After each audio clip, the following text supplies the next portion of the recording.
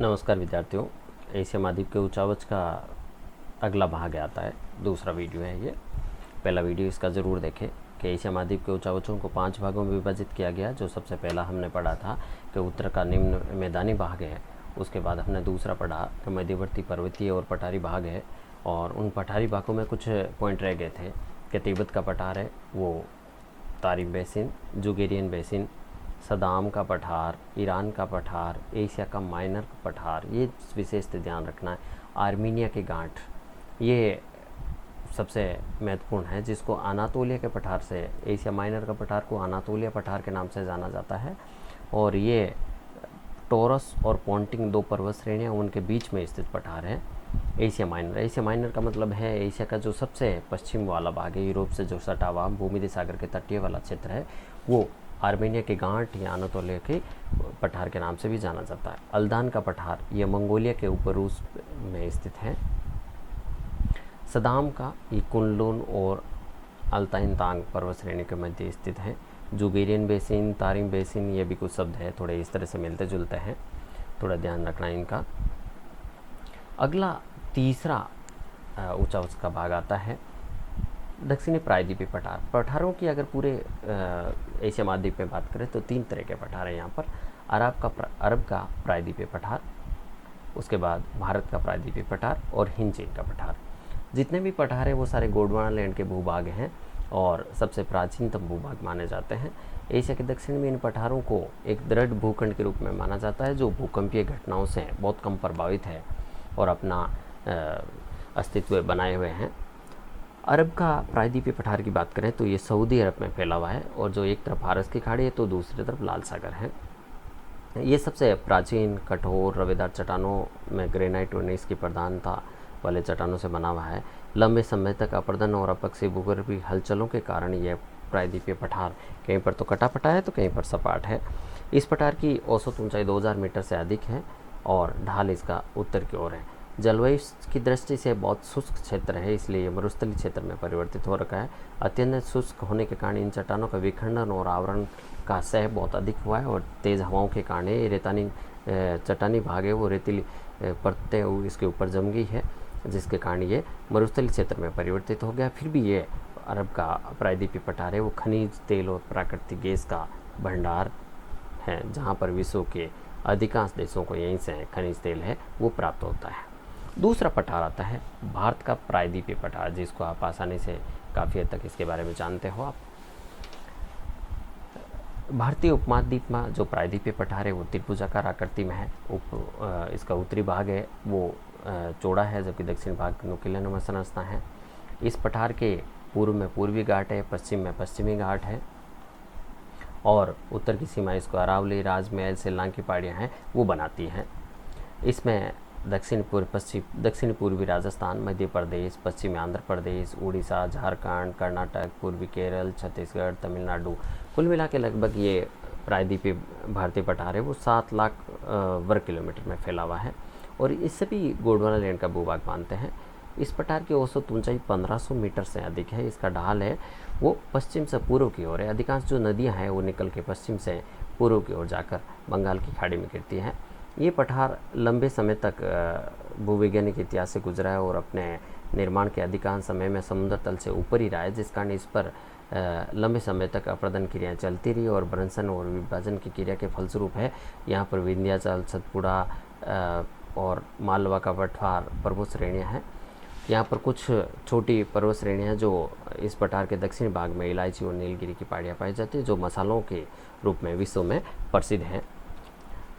अगला तीसरा जिसे ये कहते हैं कि हिंद चीन का पठार। हिंद चीन का पठार से मतलब है कि दक्षिणी पूर्वी एशिया का जो 8 लाख वर्ग किलोमीटर का भूभाग, जिसमें बर्मा का पूर्वी भाग में शान का पठार, चीन के दक्षिणी पश्चिम भाग में यूनान, क्विचाओ का पठार, ये सारे पठार इसमें शामिल है। म्यांमार में स्थित शान का पठार यूनान के पठार का दक्षिणी भाग है, जो प्राचीन कठोर चट्टानों चूना पत्थर से बना हुआ है। यहाँ पर कटाफटा इसका भूभाग, संक्रिय नदी घाटियाँ और प्राचीन कठोर चट्टानें इन क्षेत्र की प्रमुख विशेषताएं हैं। यहाँ पर कुछ ज्वालामुखी पर्वत भी मिलते हैं। इस पठारी भाग पर साल्विन नदी प्रवाहित होती हैं। ये पठारी भाग मुख्यतः चूना पत्थर से निर्मित है। इस पठार की कुछ क्षेत्र है वो 2000 मीटर से भी अधिक ऊंचा है, तो कुछ 1000 मीटर से भी कम ऊंचा है। इस प्रकार यहाँ पर छोटी छोटी नदियाँ अनेक प्रवाहित होती है। साल में नीरावती, मिकांग, रेड नदी को जैसे जेचवान बेसिन से निकलती हैं। यहाँ पर कुछ दुर्गम पहाड़ी भाग हैं और पठारी भाग ही हैं जो नदियों के साथ साथ आर्थिक दृष्टि से भी काफ़ी कम महत्व रखते हैं। यह पठारी भाग वियतनाम, लाओस, म्यांमार के सीमांतवर्ती क्षेत्र में होने के कारण, सीमाओं के आसपास के क्षेत्र में स्थित होने के कारण सामरिक दृष्टि से काफ़ी महत्वपूर्ण है।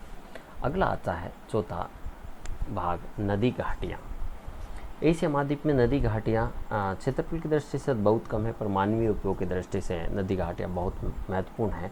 और एशिया की जनसंख्या का 3/4 भाग इन नदी घाटियों के किनारों पर स्थित है।